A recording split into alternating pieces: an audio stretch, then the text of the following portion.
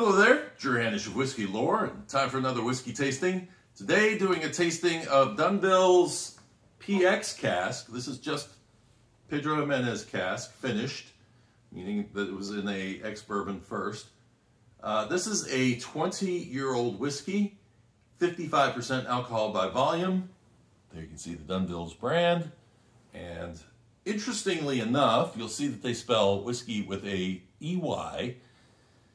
And as I did my research in Season 6, Episode 7, I talk about where the E was used and where the E wasn't used. And there's this assumption that the big four Dublin distillers, Jameson, Power, and Rowe, had in the 1870s said, you know what, our whiskey is far superior, so we're going to add an E to our name, whiskey, and that is where the E came from in whiskey. This is not true.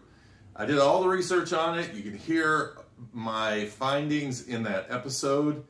What was fascinating was, and I brought the map out in the last Dunvilles episode, with how close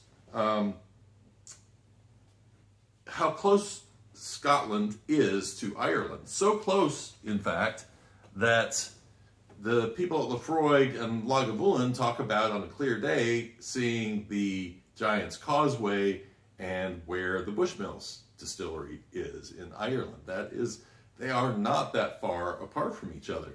And so what was interesting in my findings was that distilleries in Ulster, which is mostly Northern Ireland now, that distillers in Ulster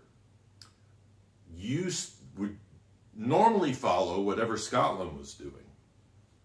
They have a really close tie. Even before Northern Ireland became part of Britain by itself, when the Free State and then what is now the Republic of Ireland broke away and became its own entity, Northern Ireland has always had this relationship with Scotland.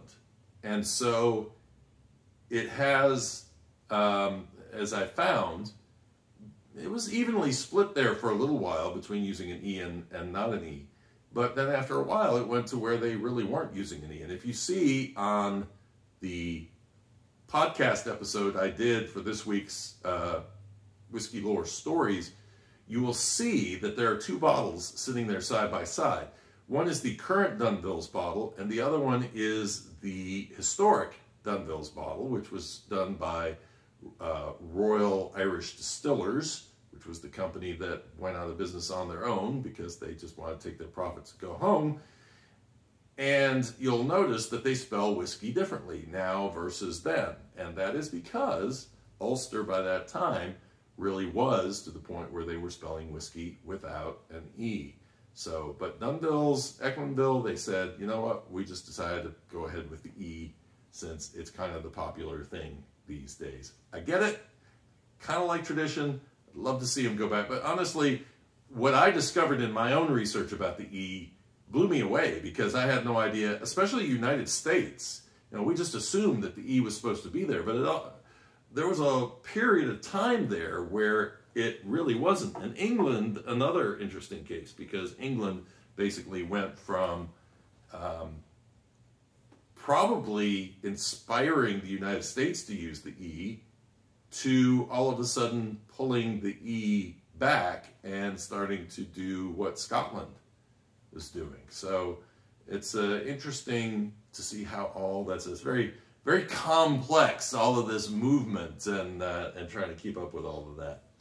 But enough history of the E. Let's jump in now and do a tasting on this PX cask, which is very interesting. I poured this, and then I poured the 21-year-old right next to it, and this is darker than the 21-year-old. It also is a slightly higher ABV, although not that much. That was like 53.7. This is 55. So it's not a huge difference in ABV, but just very telling that this is not only darker, but also carries much more of a reddish kind of a cast to it. So this one not as sweet, interestingly enough. Baking spices come out. There is a sweet edge to this. Actually, it kind of reminds me of strawberry Kool-Aid. A little nuttiness. Maybe a little tobacco note in there. Cheers.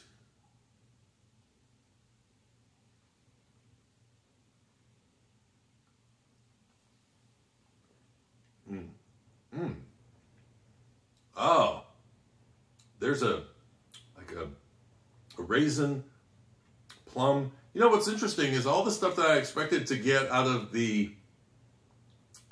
PX Oloroso, I'm kind of getting out of this. There are some of those darker fruits in here, and this isn't quite as sweet. That's shocking. That is shocking. It's also not as berry rich as the other one was. It has that hint of strawberry to it, but it's drier. And that's not what I would have expected out of a PX Cask whiskey. That is really interesting. It's nothing like what I would have expected this to be. As I say, usually PX is going to be sweeter, and this one to me is a little bit drier than the other one is. Add some water to it, see what happens. I still have some left in the glass. The other one I shared with a friend, so that's why I was a little lower on the amount I had left of that.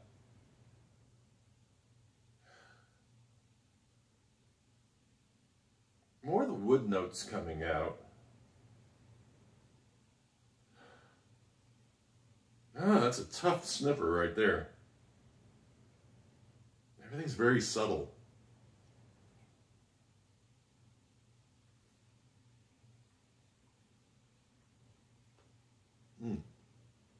Maybe a hint of cherry in there.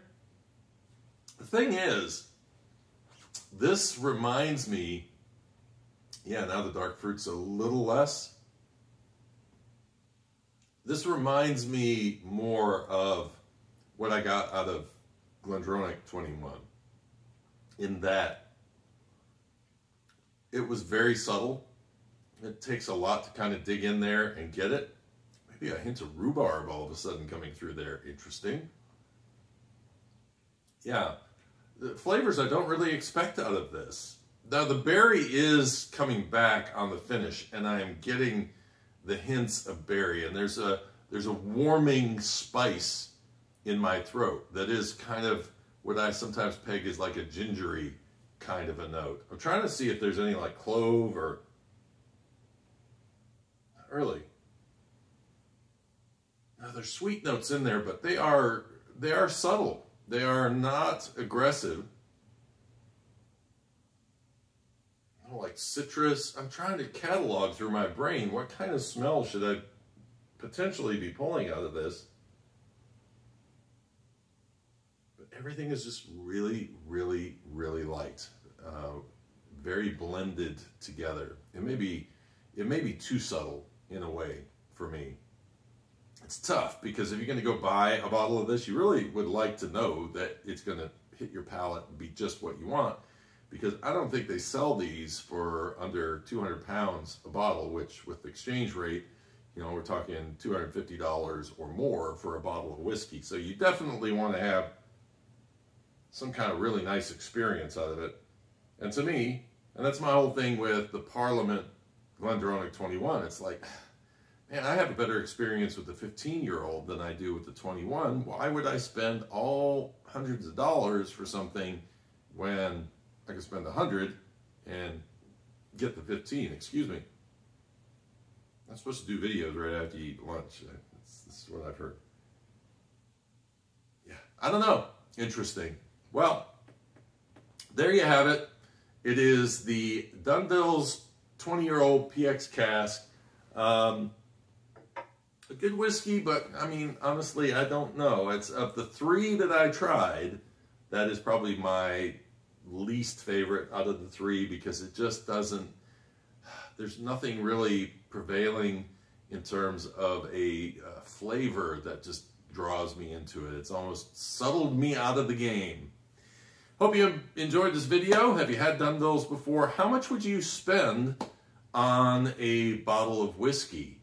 My budget's pretty low. I don't usually like to spend more than $100 for a bottle of Scotch, Irish whiskey, and then when we get to bourbon, I don't really like going over 60 if I can help it.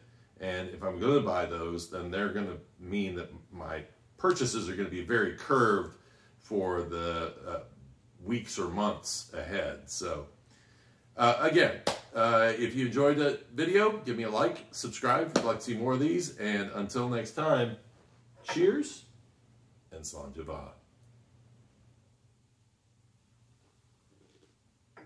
A little more spice coming in, but still, oh, so subtle.